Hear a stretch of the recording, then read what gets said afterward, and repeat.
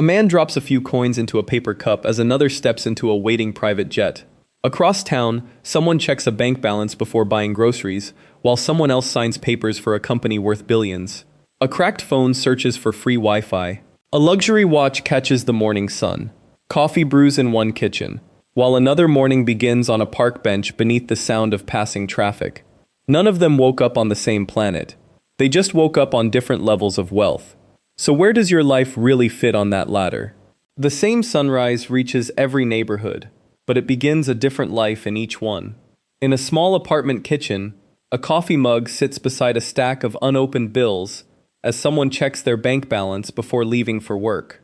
Across town, another kitchen is just as quiet, yet breakfast is unhurried because tomorrow's expenses are already covered. The difference isn't luxury. It's how much of the day is spent thinking about money before the day has even begun. By afternoon, the choices become even clearer.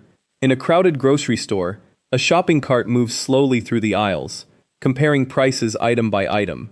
Miles away, another cart fills without hesitation because the budget was decided long before today. Wealth quietly changes how people spend their attention, protect their time, and respond to life's surprises. To understand why, we have to begin where every financial journey starts, with survival. Survival mode. The first alarm isn't a phone. It's the sound of traffic, footsteps, and the cold creeping through your jacket before sunrise. A concrete sidewalk, a worn backpack, and a flickering streetlight become your bedroom. Before you think about tomorrow, you check that your shoes are still there, your few belongings are untouched, and your phone, if you still have one, has enough battery to survive another day. Every morning begins with the same question: what do I need to make it to tonight? A public restroom becomes a destination. A gas station sink becomes a place to wash your face.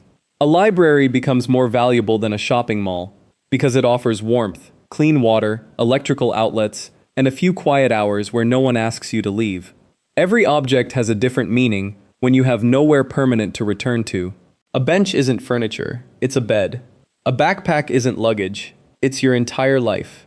Now imagine one small step upward. You rent a single room in an aging building where the paint peels from the walls and the mattress rests directly on the floor. The refrigerator is nearly empty except for eggs, bread, and a carton of milk carefully stretched through the week. Bus schedules are folded inside your wallet. Grocery coupons cover the kitchen table. Every purchase is calculated before it happens, because one unexpected expense can unravel the entire month. The difference isn't luxury, it's breathing room.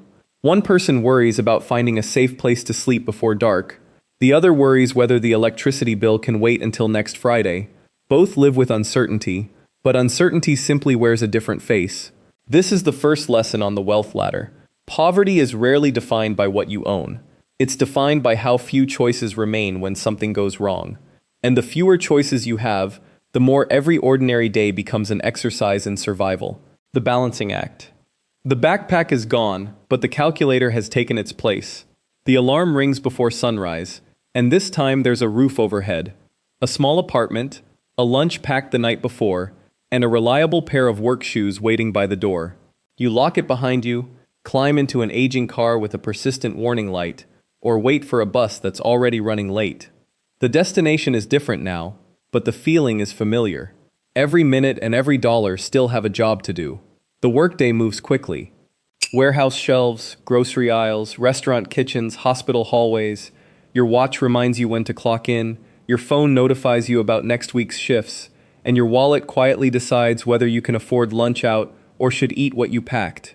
Overtime feels less like a choice, and more like an opportunity you can't afford to miss. Stability exists, but it depends on tomorrow looking exactly like today. Back home, the kitchen table becomes the control center. Utility bills, rent reminders, grocery receipts, and a small savings account all compete for the same paycheck. $20 moves into savings with good intentions, then quietly returns to cover a tire repair or a higher than expected electric bill. The emergency fund exists, but every emergency seems determined to find it first. Life has undeniably improved. You have an address, routines, and a paycheck you can count on most weeks. Yet the calendar still feels fragile.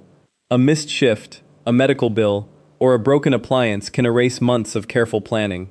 Progress is real, but so is the constant effort required to protect it. The wealth ladder has revealed something unexpected. Escaping survival doesn't mean you've escaped stress. It simply changes what you're protecting. And when your attention begins shifting from making it through this week to preparing for next year, you've quietly stepped into an entirely different stage of wealth. Building margin. Something changes the day you stop checking your bank balance before buying groceries. The morning begins quietly.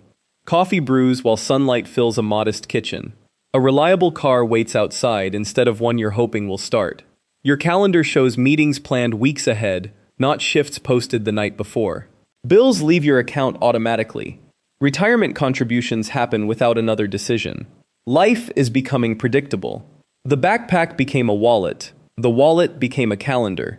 You still compare prices, but now it's because you're budgeting, not because you're afraid. When the washing machine stops working, you schedule a repair instead of wondering if it can wait another month. You replace worn tires before winter arrives. Annual checkups stay on the calendar instead of being postponed until something hurts. Small problems remain small because there's room for them. Evenings feel different too. Dinner is cooked without counting every ingredient. A child practices piano while homework sits on the table.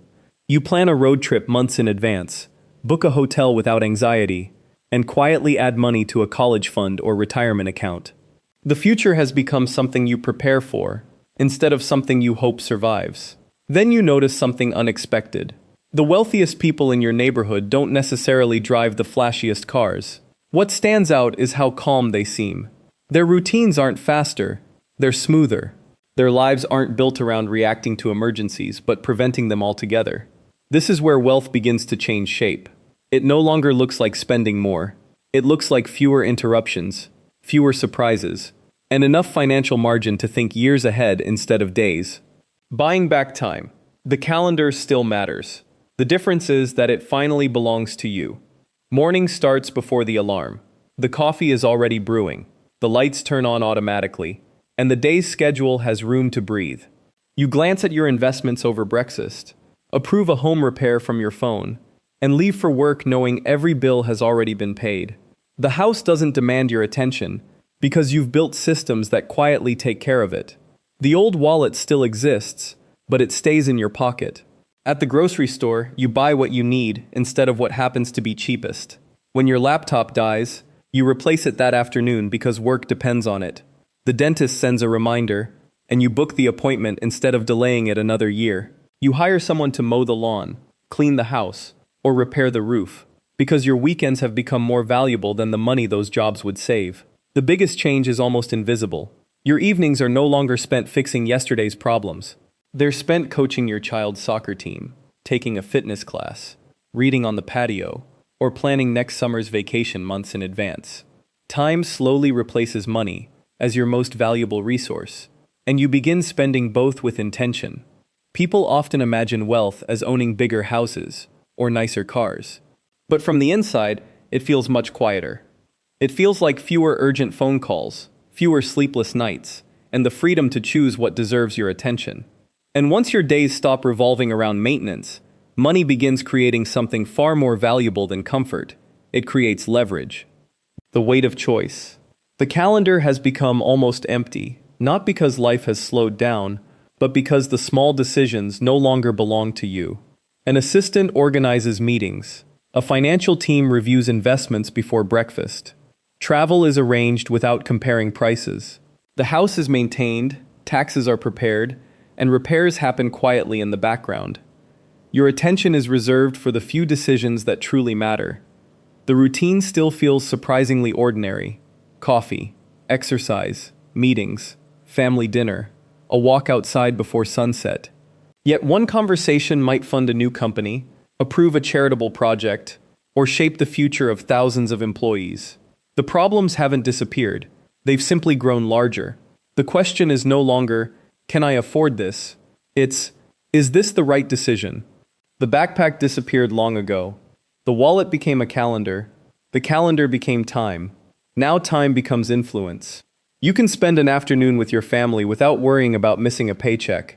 You can support a hospital, a school, or a research project without changing your own lifestyle. Money has become less about buying things and more about directing outcomes. Then morning arrives again. Sunlight reaches across the table. A cup of coffee grows cold beside an untouched calendar. Somewhere else, someone is packing a backpack, checking a nearly empty wallet, or setting 2 alarms before another long shift. The distance between those mornings isn't measured only by dollars. It's measured by the number of choices each person gets to make before the day is over. And tomorrow morning, which choice will quietly change the one after it?